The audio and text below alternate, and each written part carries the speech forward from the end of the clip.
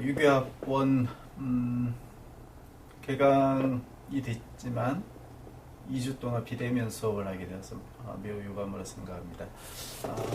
자세한 내용은 LMS 사이트에 있는 공지사항으로 전달을 먼저 하고요.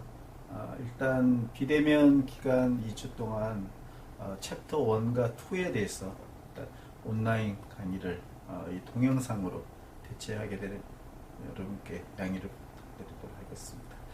자, 여러분들은 주로 그 맥머리 9 에디션 주 교대를 통해서 꼼꼼한 내용들을 수업을 해야 되겠지만 중요한 내용들에 대해서는 그 PPT 자료를 활용을 해서 핵심적인 내용을 한번 정리를 해보도록 하겠습니다.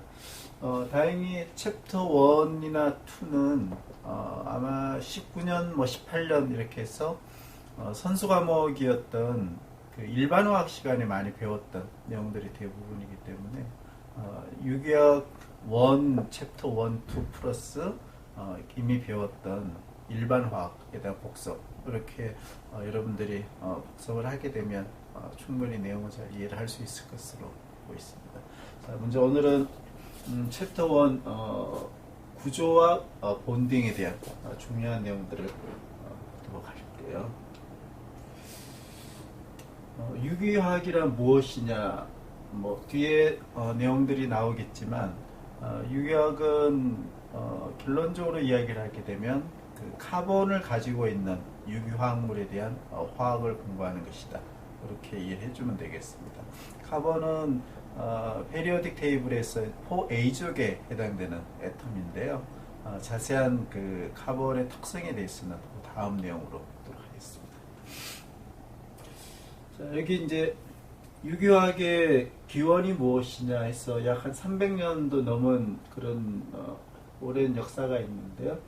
이런 내용들은 여러분들 교재, 주교재, 맥머리 책을 쭉 읽어보게 되면 내용들이 나와 있고요. 그냥 참고 정도 내용으로 여러분들 공부를 하면 되겠고요. 그 다음 1800년도에 다양한 유기 화합물들을 사람이 직접 만들 수 있다는 그런 크게는 두 가지 사례를 제시를 하고 있고요.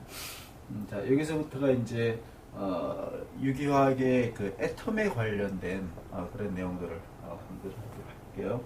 자, 먼저 나오는 것은 유기화학이라 하면 카본을 가지고 있는 화합물을 이야기를 한다라고 정의를 내릴 수가 있죠. 그래서 카본은 페리오딕 테이블 주기율표상의 4A 쪽에 해당되는 그런 애톰이고요. 따라서 카본은 총 4개의 최외각 전자 일렉트론을 가지고 있고 부족한 4개의 일렉트론을 다른 애톰과 그 쉐어링을 해서 커블런트 본드, 즉 공유결합을 하게 되는, 따라서 싱글 본드인 경우는 총 4개의 커블런트 본드를 할 수가 있겠죠. 더블 본드가 하나 있다면 2개의 싱글 본드를 할 수 있는 것이고, 트리플 본드가 하나 있다면 1개의 또 다른 싱글 본드. 그래서 전체적으로는 항상 4개의 본딩을 할 수 있다 하는 이런 특성이기 때문에 4A족에 해당되는 애텀이 되겠죠. 자, 이제 그 맥머리 교재 제일 앞쪽에 보면 페리오딕 테이블이 있고 여기에 PPT에 나와 있듯이 1A족의 하이드로젠, 4A족의 카본, 5A족의 나이트로젠, 6A의 옥시전 설퍼, 7A의 플로로 크로로 브롬 아이오딘과 같은 할로겐, 이렇게 해서 가장 유기화학에서 중요한 애텀들이 정리가 되어 있고요. 보다 디테일한 내용들은 주 교재 앞장에 있는 페리오딕 테이블을 보게 되면 애텀 넘버라든지 애텀 매스 이런 더 디테일한 수치들을 확인할 수가 있습니다. 자, 여기 뭐 수많은 사람들이 발견을 한 그런 애텀들이 많이 있지만 유기화학에서는 좀 전에 이야기했듯이 하이드로젠, 카본, 나이트로젠, 옥시전 설퍼, 그리고 4개의 할로겐, 이렇게가 대부분 유기화학 오게닉 케미스트리 한 뭐 90에서 95% 이상을 점한다 이렇게 말할 수가 있고요. 여기에서 이제 1A 4A, 5A, 6A, 7A의 의미는 다 공부를 했겠지만 이 애텀들이 가장 그 안정한 몰레큘을 이루기 위해서는 체외각 전자를 8개를 가져야 되는 옥텟 룰에 다 적용을 받고 있습니다. 물론 예외는 하이드로젠은 예외가 되겠죠. 해서 8개의 체외각 전자를 가지기 위해서는 4A를 중심으로 해서 카본인 경우는 4개의 체외각 전자를 이미 가지고 있죠. 그러면 4개가 부족한 일렉트론은 다른 애톰과 일렉트론을 쉐어링을 해서 전체적으로 8개를 맞추게 되는 것이죠. 따라서 4개의 본딩을 하게 될 것이고 체외각 전자가 하나가 더 많은 5A족의 나이트로젠인 경우는 8개를 채우기 위해서는 3개의 부족한 일렉트론은 다른 애톰과 쉐어링을 하게 되는 것을 따라서 커벌런트 본드는 3개를 가질 수 있다는 것이 여기서부터 알 수가 있겠습니다. 자, 옥시전이나 설퍼인 경우는 6A에 해당되는 애텀이기 때문에 2개의 일렉트론이 부족하죠. 따라서 2개의 다른 애텀들과 일렉트론을 쉐어링을 하게 되면 안정한 몰레큘을 만들 수가 있고, 프로로로부터 아이오딘인 경우는 7A이기 때문에 1개의 일렉트론이 부족하고, 따라서 다른 하나의 애톰과 코벌런트 본드를 만들 수 있는 그런 특성을 가지고 있다는 것이 이 전체 페리오딕 테이블에서 유기화학 측면에서 가장 중요한 그런 내용이 되겠네요. 자, 이제 역시 많이 배웠듯이 애텀은 어떤 구조를 갖고 있는지 뉴클레오와 일렉트론의 관점에서 한번 보도록 할게요. 먼저 뉴클레오는 전체 애텀 안에서 중간에 위치하고 있는, 딱 센터에 위치하고 있는 상당히 상대적으로 다이아메트가 작은 그런 물질인데요. 이 뉴클레오는 프로톤과 뉴트론으로 구성이 되어 있고, 뉴트론은 전하를 띠질 않지만 프로톤은 플러스 이온을 띠고 있는 특성을 가지게 되는 것이죠. 그 다음에 이제 뉴클레오 밖에 있는 비정형적인 위치를 가지고 있는 이 오비탈이라고 우리가 일반적으로 이야기를 할 수 있는데요. 여기는 일렉트론의 그 위치가 되죠. 그래서 이 일렉트론은 뉴클레오보다는 좀 큰 사이즈를 갖지만 정형화된 그런 모양을 우리가 정확히 알 수는 없는 그런 특성을 가지고 있습니다. 하지만 유기학적으로 중요한 것은 뉴클레오에 있는 프로톤의 숫자하고 일렉트론의 숫자가 정확히 일치한다는, 이게 매우 중요한 내용이고요. 따라서 플러스 차지를 띠고 있는 프로톤과 마이너스 차지를 띠는 일렉트론이 숫자가 동일하다는 의미는 전체 애톰은 플러스도 아니고 마이너스도 아니고 뉴트럴한 전하를 띠지 않는 그런 특성을 가진 것이 애톰이다. 그렇게 이해를 하면 되겠네요. 애톰은 뭐 한 2 곱하기 10의 마이너스 10승 메타, 즉 200 피코메타 정도 평균적으로 그렇다는 이야기고요. 요거는 2 옹거스트롱에 해당되는 그런 사이즈가 되고요. 자, 이제 하이드로젠이 가장 그 프로톤의 숫자와 일렉트론 숫자가 각 한 개씩이니까 적은 애텀인데요. 그런 그 모든 애텀은 고유의 애토믹 넘버가 있고 매스 넘버가 있고, 그 다음에 애토믹 매스, 이렇게 크게 세 가지의 계량적인 특성을 부여를 할 수가 있는데, 첫 번째 애토믹 넘버라 하면 뉴클레오에 있는 프로톤의 넘버를 우리가 애토믹 넘버라고 그렇게 이야기를 하는 것이죠. 따라서 프로톤의 넘버 혹은 일렉트론의 넘버다라고 동일한 개념으로 이해를 해주면 되고요. 오게닉 케미스트리 측면에서는 일렉트론의 넘버가 훨씬 더 중요한 그런 개념을 갖고 있습니다. 그래서 하이드로젠의 애토믹 넘버는 1, 즉 하이드로젠은 전체 일렉트론이 1개라는 것이죠. 그리고 카본인 경우는 6개 일렉트론을 갖고 있고 애토믹 넘버는 따라서 6이 되는 것이죠. 자, 매스 넘버는 프로톤 넘버의 플러스 뉴트론 넘버, 즉 뉴클레오에 있는 프로톤과 뉴트론의 숫자를 다 합친 것이죠. 그것을 우리가 매스 넘버라고 하는데, 실제 유기학에서 이 넘버를 활용하는 활용도는 좀 상대적으로 매우 낮은 편이고요. 오히려 애토믹 매스가 전체 몰레큘의 분자량, 몰레큘 웨이트를 정하는데 아주 중요한 숫자가 되겠죠. 그래서 이 애토믹 매스라 하면 이 뉴트론이 그 동일한 프로톤 숫자를 갖지만 뉴트론의 숫자가 다른 동일한 애텀들, 그 아이소톱이라는 동위원소 개념에서 분포하는 비율이 달라지기 때문에 그거에 이제 평균값을 내서 소수점 뭐 10의 마이너스 4성까지 우리가 일반적으로 많이 하는데요. 그렇게 나타내는 것이 애토믹 매스가 되겠죠. 그래서 주 교재 앞에 있는 페리오딕 테이블을 보게 되면 이게 잘 안 보일 텐데요. 하이드로젠의 경우는 애토믹 매스는 제일 밑에 있는 1.00079 혹은 1.0008 이렇게 이야기하는 게 이게 동위원소의 그 분포 비율을 감안했을 때 평균 애토믹 매스에 해당이 되는 것이죠. 따라서 오게닉 몰레큘이 있을 때 각 애톰에 해당되는 애토믹 매스를 전체를 합을 하게 되면 그 몰레큘의 분자량, 몰레큘 웨이트를 우리가 계산을 할 수가 있습니다. 한 번 더 리마인드를 하게 되면 애토믹 넘버는 프로톤의 숫자를 가지고 구현하는 것이지만 유기화학적으로는 일렉트론의 숫자라는 개념이 훨씬 중요하다는 거, 그리고 그 애톰의 매스는 동위원소의 존재 비율을 평균 비율로 산출을 해줬을 때 소수점까지 나올 수 있는 애톰의 매스다. 이 두 가지 포인트는 꼭 리마인드를 해줘야 되겠습니다.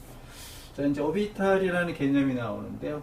앞에 그림에서 뉴클리어가 조그맣게 했고 전체를 동그란 모양과 비슷한 것이죠. 일렉트론이 이제 분포하고 있는 그런 이야기를 했는데 그 일렉트론이 오비탈이다라고 좀 단순 명료하게 그렇게 이해를 해주면 훨씬 기억이 잘 될 거예요.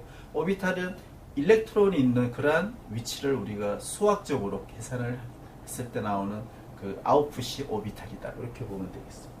그래서 이제 이 오비탈이 어디에 존재를 얼만큼 하는지는 수학적인 개념으로 보면 웨이브 펑션이라는 이런 그 방정식을 통해서 오비탈의 그 존재하는 위치와 숫자를 분포도라고 볼 수도 있겠죠. 그런 것들을 이제 싸이라는 개념으로 이 웨이브 펑션을 활용을 해서 계산을 할 수가 있고요.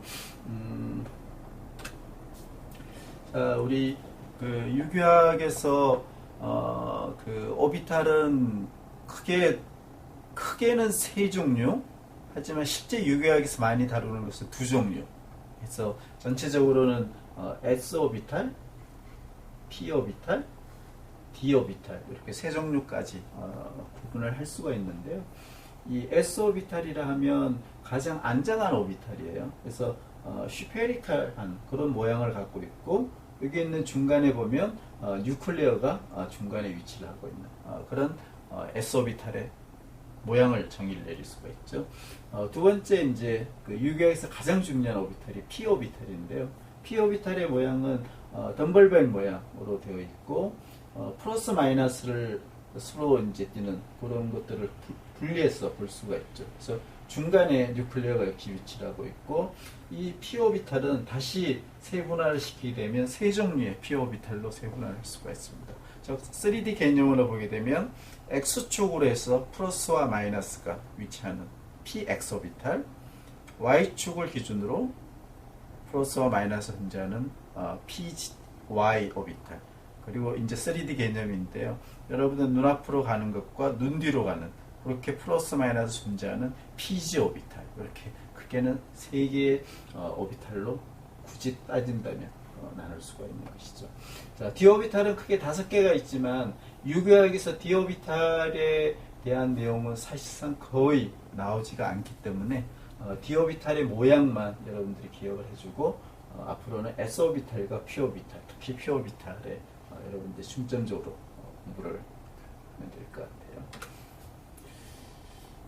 이제 오비탈에 대한 개념을 이야기를 했고 이 오비탈을 애톰별로 가지고 있는 일렉트론의 숫자가 다르기 때문에 그 일렉트론을 어느 그 위치에 에너지 값을 갖는지 해서 우리가 체계적으로 나눌 수가 있는 방법 중에 하나가 쉘이라는 그러한 정의를 내릴 수가 있습니다.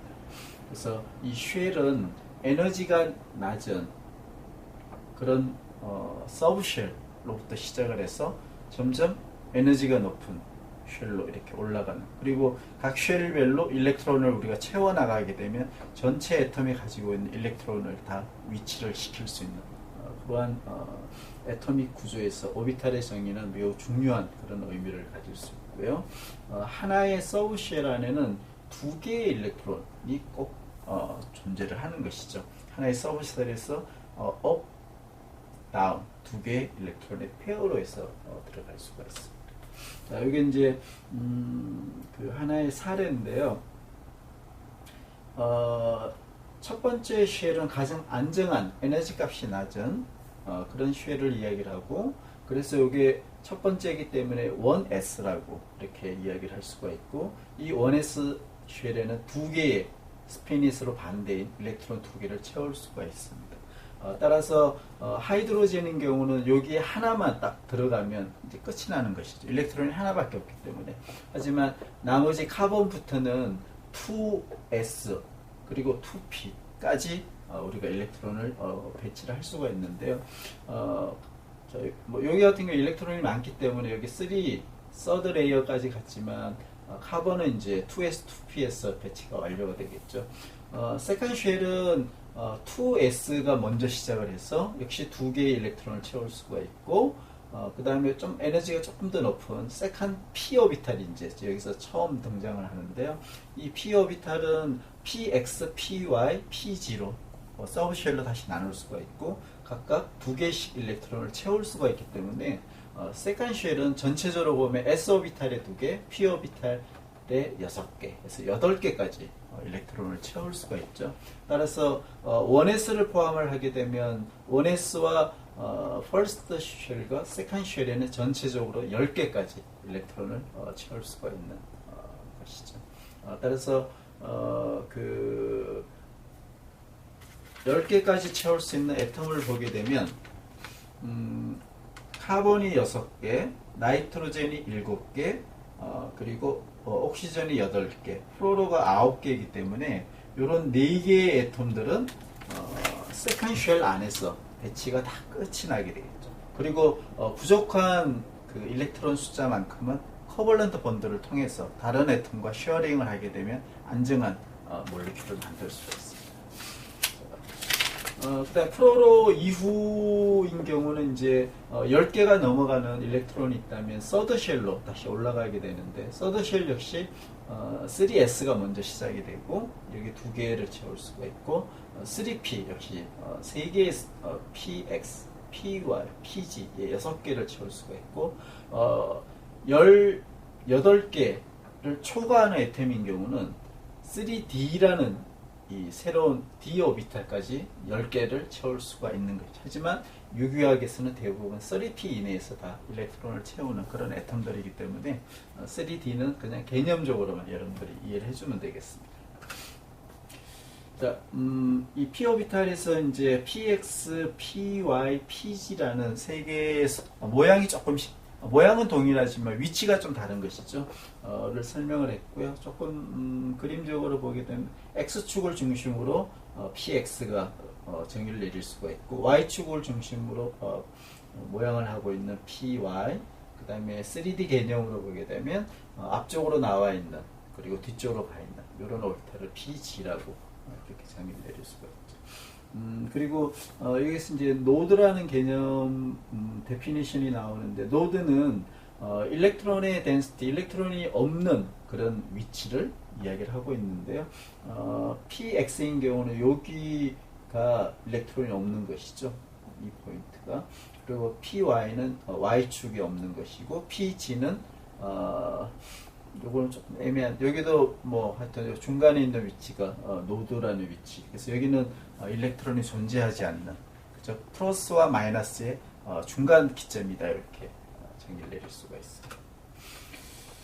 자, 이제 그 애톰별로 전체 일렉트론의 숫자가 다르기 때문에 1s로부터 일렉트론을 이제 쉘에 2개씩 채워나가는 큰 룰은 크게 3가지 의 룰이 있고, 이 3가지가 동시에 작용을 하는 것이죠. or가 아니고 and가 되는 것이죠.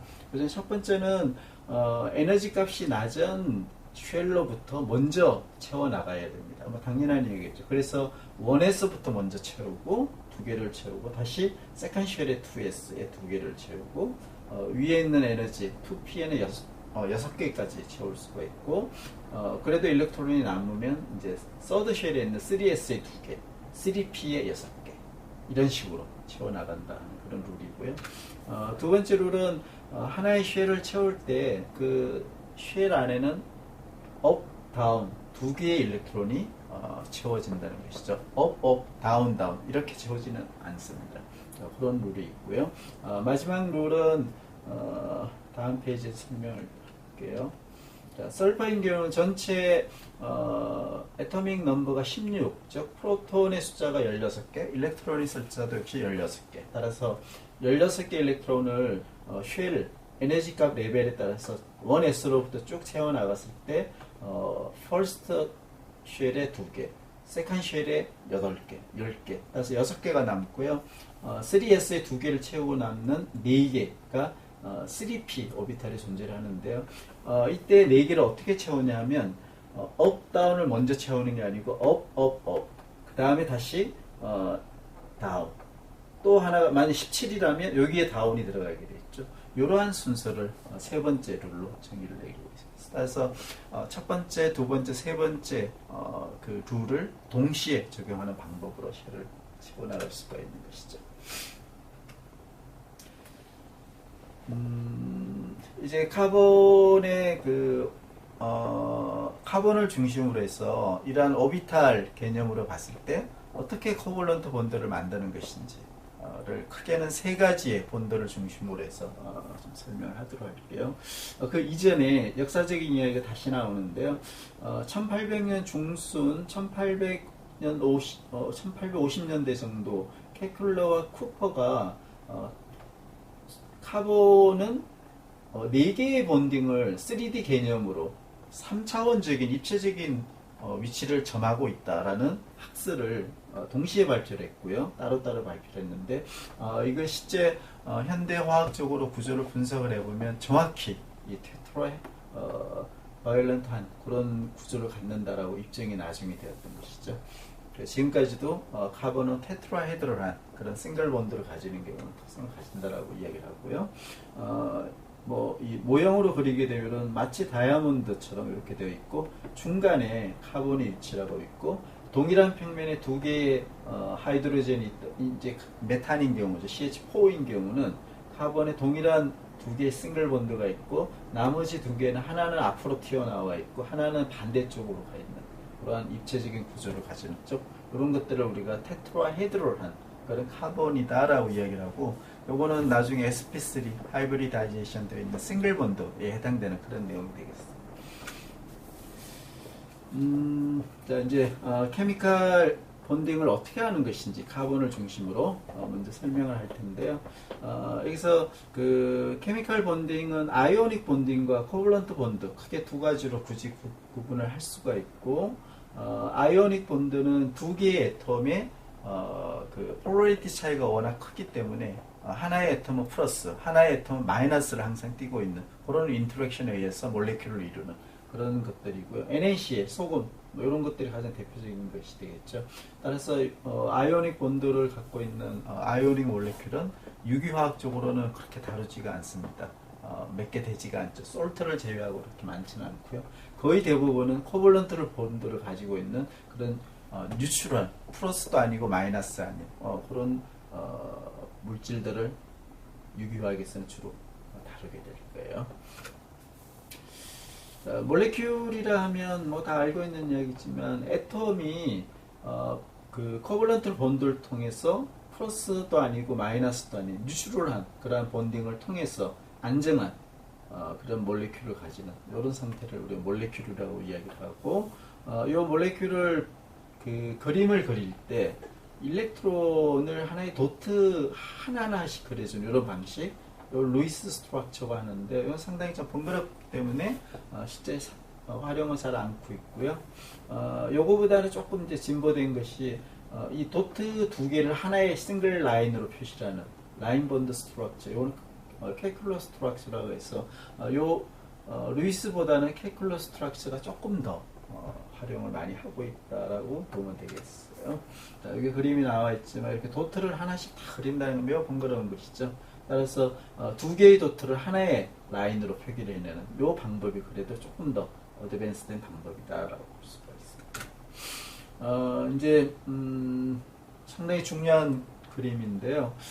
그 카본은 4A족에 해당이 되기 때문에 부족한 4개의 일렉트론을 4개의 싱글 본드를 통해서 채울 수가 있는 것이죠.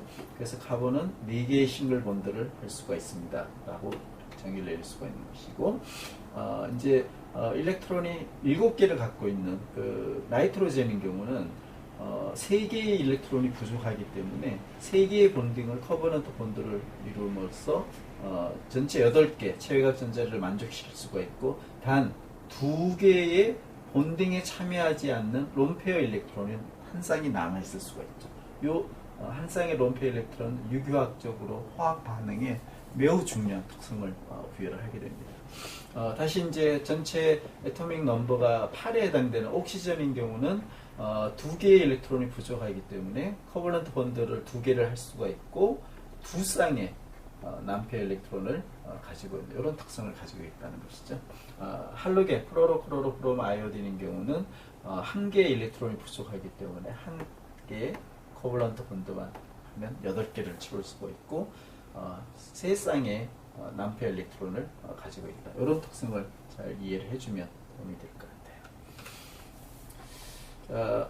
좀 전에 이야기했던 난본딩 일렉트론이라 하면 그 본드에 참여하고 있지 않는 일렉트론을 이야기를 하는 것이고, 난본딩 일렉트론 혹은 론페어 일렉트론이다. 이렇게 뭐 어느 단어를 써도 다 맞는 이야기가 되겠습니다. 나이트로젠인 경우는 한 쌍, 옥시전인 경우는 2쌍, 할로겐은 3쌍의 난본딩 일렉트론을 가지고 있습니다.